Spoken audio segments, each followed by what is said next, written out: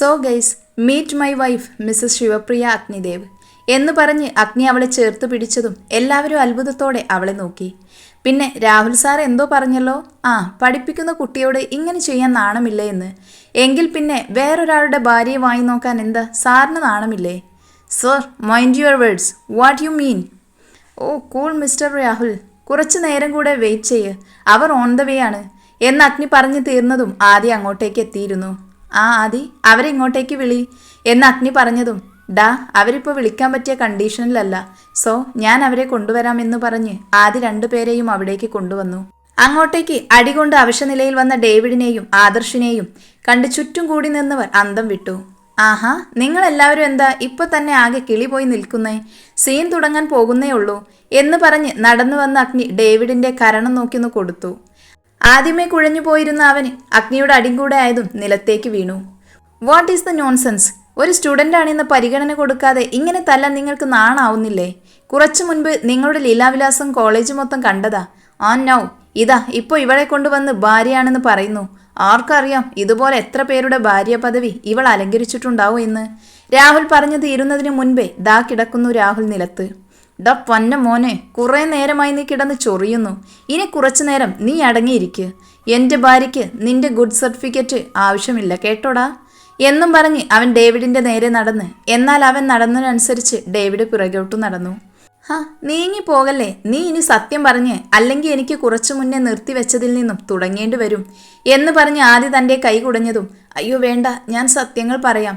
എങ്കിൽ പറ, എന്താണ് നടന്നത്? അത് അന്ന് ഞാൻ ആദർശിനോട് സംസാരിക്കുമ്പോഴാണ് എനിക്കൊരു കോള് വന്നത്. ഹലോ, പൂട്ടിക്കൊടുക്കുന്ന ലാബിലേക്ക് വേഗം വരണം. ഹലോ, നിങ്ങൾ ആരാണ് എന്ന് ഡേവിഡ് ചോദിച്ചപ്പോഴേക്കും കോള് കട്ടായിരുന്നു. ഞാൻ ലാബിലെത്തി കുറച്ചു നേരം കഴിഞ്ഞതും ആ വ്യക്തി അങ്ങോട്ടേക്ക് എത്തി. പിന്നെ ഫോണിലെ വീഡിയോ കാണിച്ചതെന്ന് സത്യം അത് വിശ്വസിച്ചില്ല. ഇതൊക്കെ സത്യമാണോ? സത്യമായത് കൊണ്ടാണല്ലോ ഞാനിത് നിനക്ക് കാണിച്ചു തന്നത്. പിന്നെ ഇതിൻ്റെ സൗണ്ട് കിട്ടിയില്ല, ഇൻഫാക്റ്റ് ഞാനും അത് കേട്ടില്ല. എങ്കിലും അവരെ കൊടുക്കാൻ ഇത് തന്നെ ധാരാളമാണല്ലോ. ഇനി ഇതുകൊണ്ട് എന്താ ചെയ്യേണ്ടത്? എനിക്ക് അവളോട് വൈരാഗ്യമുള്ളതൊക്കെ ശരി തന്നെ, പക്ഷേ ഇതുകൊണ്ട് എനിക്ക് ഒരു ദോഷവും ഉണ്ടാവരുത്. എന്താ പ്ലാന്? ഒരു കുഴപ്പവും ഉണ്ടാവില്ല. പ്ലാൻ ഞാൻ കണ്ടുവച്ചിട്ടുണ്ട്, പക്ഷെ എന്തൊക്കെയായാലും നീ എൻ്റെ കൂടെ ഉണ്ടാവണം എന്ന് പറഞ്ഞ് കൈ നീട്ടിയതും, തീർച്ചയായും ഞാൻ ഉണ്ടാവും കൂടെ എന്ന് പറഞ്ഞ് അവൻ കൈ കൊടുത്തു.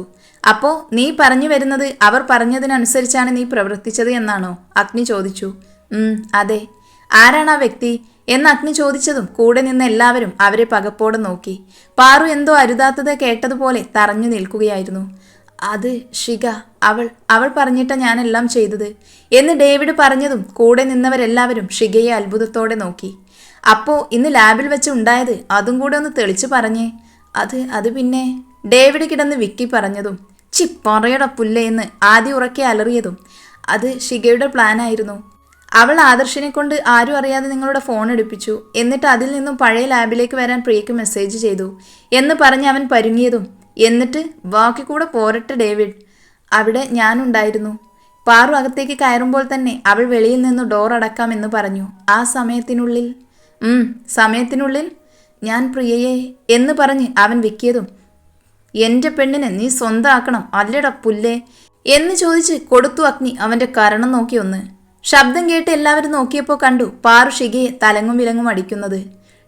നീ ആ വീഡിയോ പോസ്റ്റ് ചെയ്തതിൽ എനിക്ക് സങ്കടമില്ല, പക്ഷെ നിന്നെ പോലെ ഒരു പെണ്ണായ എന്നെ ഇവനെ പോലെ ഒരു ചെന്നായുടെ കടിച്ചു കീറാൻ നീ പറഞ്ഞില്ലേ? നിന്നെ കാണുമ്പോൾ ഉറപ്പ് തോന്നുന്നു. എന്തിനാടി നിനക്ക് എന്നോട് ഇത്ര ദേഷ്യം എന്ന് പറഞ്ഞു പാറു തൻ്റെ കൈ വീണ്ടും അവ നേരെ നീട്ടിയതും ഷിക ആ കൈ തടഞ്ഞു വെച്ചു. നിനക്കറിയണോ, ഇതിനു വേണ്ടിയിട്ട് എന്ന് പറഞ്ഞു ഷിക പാറുവിൻ്റെ താലി കയ്യിലെടുത്തു. എന്നാൽ ഇത് കേട്ട പാറു ഞെട്ടിപ്പോയിരുന്നു. നീ എന്താ പറഞ്ഞത്? സത്യം, ഞാൻ ഈ അഗ്നിയെ സ്നേഹിക്കാൻ തുടങ്ങിയിട്ട് ഇന്നും ഇന്നലെയൊന്നുമല്ല. ഇവനോടുള്ള സ്നേഹം ചെറുപ്പം മുതലേ ഈ നെഞ്ചിൽ ഇവനാ. നിങ്ങളെല്ലാവരും എന്തിന് ഈ അഗ്നി പോലും എൻ്റെ സ്നേഹത്തെ വില കുറിച്ച് കണ്ടപ്പോൾ എനിക്കൊരു തരം വാശി. പിന്നെയോ എന്നെക്കാളും ലോ ക്ലാസ്സായ നിന്നോട് അവൻ കാണിക്കുന്ന അടുപ്പവും കയറും വാശിയും ദേഷ്യവുമെല്ലാം എന്നിൽ പകയായി ഇരട്ടിപ്പിച്ചു. നിന്നെ ഡേവിഡ് പിച്ചു ചീന്തിയാൽ പിന്നെ എനിക്ക് എൻ്റെ അഗ്നിയെ കിട്ടുമെന്ന് ഞാൻ കരുതി. അപ്പോഴും നീ അവിടെ ജയിച്ചു. നിനക്കറിയോ, നീ ഓഫീസിലേക്ക് പോകുന്നത് കണ്ട് നിന്റെ പുറകെ വന്ന് ഞാൻ കാണുന്നത് നിന്നിലേക്ക് അമരാൻ കൊതിക്കുന്ന അഗ്നിയെയും അവൻ്റെ പ്രണയത്തിൽ ലയിച്ചു നിൽക്കുന്ന നിന്നെയുമാണ്. പെട്ടെന്ന് അവൾ പറയുന്നത് നിർത്തി പാറുവിനെ തൻ്റെ ചുവന്ന കണ്ണുകളോടെ നോക്കി. അവളുടെ നോട്ടത്തിൽ പേടിച്ച് പുറകിലേക്ക് നീങ്ങിയ പാറുവിന് നേരെ ഷിക, നിന്നെ കൊല്ലണം, എന്നാലേ എനിക്ക് എൻ്റെ അഗ്നിയെ കിട്ടൂ എന്ന് പറഞ്ഞ് ചീറിച്ചെന്നതും പെട്ടെന്നൊരു കൈ വന്ന് അവളെ തടഞ്ഞ് അവളുടെ മുഖത്ത് ആഞ്ഞടിച്ചിരുന്നു. അടിച്ച വ്യക്തിയെ തല ഉയർത്തി നോക്കിയ ഷിക ഞെട്ടി. പാറുവിൻ്റെയും അഗ്നിയുടെയും വായിൽ നിന്ന് ഒരുമിച്ച് ആ പേര് വന്നു. ദേവി മേഡം, അമ്മ. ഡി, ഇന്നത്തോടെ നിർത്തണം നിന്റെ ഈ ഭ്രാന്ത്.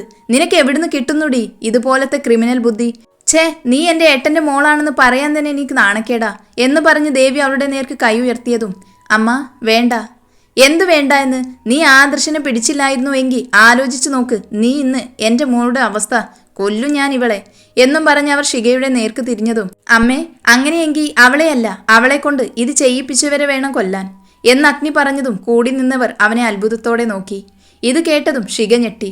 ഡാ, നീ എന്തൊക്കെയാ പറയുന്നത്? ഇവളെ കൊണ്ട് ആര് ചെയ്യിപ്പിച്ചു എന്നാ? ഇവൾ വെറും കളിപ്പാവ് മാത്രമാണ് Adi. The real monster is still in dark എന്ന് പറഞ്ഞ് അവൻ ആ വ്യക്തിയുടെ നേർക്ക് തിരിഞ്ഞു. ഡാ അഗ്നി, നീ എന്തൊക്കെയാ പറയുന്നേ? ഞാൻ പറഞ്ഞത് സത്യമല്ലേ രാഹുൽ സർ എന്ന് രാഹുലിനോട് ചോദിച്ചതും, അതെങ്ങനെയാ എനിക്കറിയാം എന്നവൻ വിക്കി വിക്കി പറഞ്ഞു. ആഹാ, അത് ശരി. ഇത്രയൊക്കെ ഷികയെ കൊണ്ട് ചെയ്യിപ്പിച്ചിട്ട് ഇപ്പൊ ഒന്നും അറിയില്ലെന്നോ? കൊള്ളാം. What are you talking Mr Agnidev എന്നലറിയതും, ചി മിണ്ടാതിരിയട പന്ന മോനെ. നീ എന്താ കരുതിയത് ബാക്കിയുള്ളവരൊക്കെ ഉണ്ണാക്കന്മാരാണെന്നോ? എനിക്ക് നിന്റെ ഈ മറഞ്ഞു നിന്നുള്ള കളി കുറച്ചു ദിവസം മുന്നേ മനസ്സിലായതാണ്. പിന്നെ നീ എവിടം വരെ പോകുമെന്ന് അറിയാൻ വേണ്ടി ഞാൻ കാത്തിരുന്നതാണ്, അല്ലാതെ എനിക്ക് അറിയാമേലാഞ്ഞിട്ടല്ല എന്ന് അഗ്നി പറഞ്ഞു നിർത്തിയതും രാഹുൽ നിന്ന് വിയർക്കാൻ തുടങ്ങി. ഡാ അഗ്നി, ഇവൻ എന്ന് ആദ്യ ചോദിച്ചതും, അതേടാ, അന്ന് ഷികയെ ഞാൻ താലി കെട്ടിയ പിറ്റേ ദിവസം ഞാൻ അവളെ കാണാൻ വേണ്ടി അവളുടെ ക്ലാസ്സിൽ ചെന്നപ്പോൾ ഇവളെ എന്തി വലിഞ്ഞ് ബോർഡിൽ എഴുതുന്നതും കണ്ടു. അങ്ങനെ ഞാൻ അവിടെ നിൽക്കുമ്പോഴാണ് ഇവൻ അവളുടെ സ്ഥാനം തെറ്റിയ സാരിക്കിടയിലൂടെ അനാവൃതമായ വയറിലേക്കും ഇടുപ്പിലേക്കും നീളുന്ന അവൻ്റെ കണ്ണുകൾ എൻ്റെ ശ്രദ്ധയിൽപ്പെട്ടത്. അന്ന് ഞാൻ ഇവൻ കോങ്ങിയതാ, പക്ഷെ സ്റ്റുഡൻസ് ഉണ്ടായിരുന്നത് കൊണ്ട് ഞാൻ ക്ഷമിച്ചു. അന്ന് അവൾ എൻ്റെ ദേഹത്ത് തട്ടി വീണ അന്ന് അത് കണ്ടുകൊണ്ടാണ് രാഹുൽ അതുവഴി പോയത്. പക്ഷേ അങ്ങനെ പറയുന്നതിനേക്കാൾ ശരി രാഹുൽ അവളെ പിന്തുടർന്ന് വന്നത് എന്ന് പറയുന്നതാവും. അതുകൊണ്ട് തന്നെയാണ് ഞാൻ അവളെ കൊണ്ട് മറിഞ്ഞത്. അന്ന് ഞാൻ അവളെ ഉമ്മ വെച്ചപ്പോൾ രാഹുൽ തന്റെ ദേഷ്യം മുഷ്ടി ചുരുട്ടി പിടിച്ച് കൺട്രോൾ ചെയ്യുന്നത് ഞാൻ ശ്രദ്ധിച്ചിരുന്നു. അന്ന് അവൾ എഴുന്നേറ്റപ്പോൾ അവളുടെ താലി സാരിക്കിടയിലൂടെ വന്നിരുന്നു. അന്ന് അവൻ അത് കണ്ടിട്ടും എന്നോടോ അവളോടോ ഒന്നും ചോദിച്ചില്ല. പക്ഷേ ഞങ്ങളെ പിന്തുടർന്നിരുന്നു അവൻ. അന്ന് ഞാൻ ഇവളെ കൊണ്ട് ലീവ് എടുപ്പിക്കാൻ കാരണം ഇവനാണ് എന്ന് പറഞ്ഞതും പാറു അവനെ സംശയത്തോടെ നോക്കി. അന്ന് നീ എൻ്റെ വീട്ടിൽ നിന്നത് ഇവൻ അറിഞ്ഞിരുന്നു. അവൻ്റെ നീക്കം അറിയാൻ വേണ്ടിയാണ് ഞാൻ ഇവളെ അന്ന് എൻ്റെ കൂടെ നിർത്തിയത് എന്ന് പറഞ്ഞതും അതുവരെ കിളി പോയി നിന്നിരുന്ന നന്ദു, എടി ദുഷ്ടേ, അന്ന് ഞാൻ ചോദിച്ചപ്പോൾ നീ ഏതോ ഫ്രണ്ടിനെ കാണാൻ പോയി എന്നല്ലേ പറഞ്ഞത്?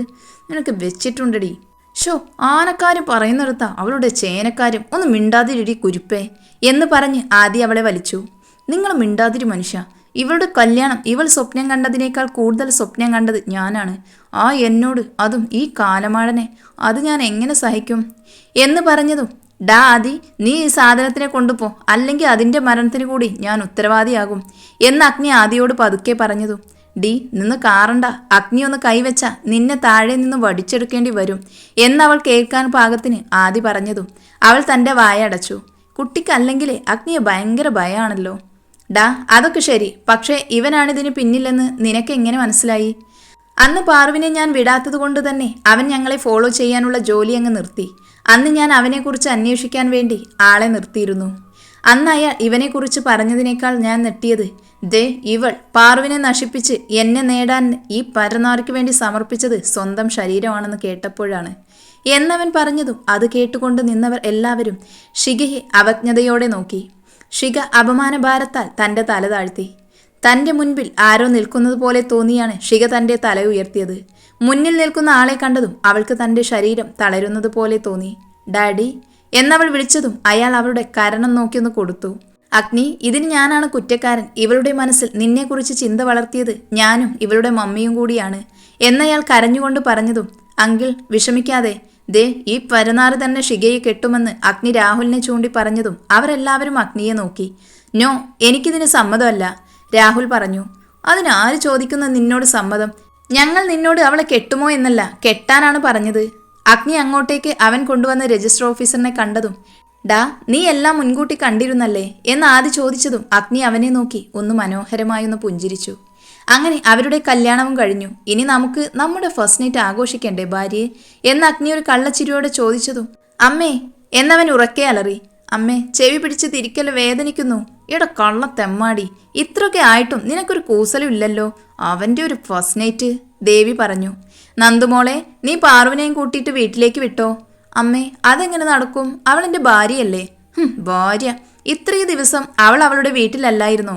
ഇന്നും കൂടെ അവൾ അവിടെ തന്നെ നിൽക്കും. ആദി, നീ ഇവനെ കൂട്ടിയിട്ട് പോ. ഇനി എന്ത് കാണുവാൻ നിൽക്കുക? എല്ലാവരും പൊക്കോ, ഇന്നത്തെ ഷോ കഴിഞ്ഞു.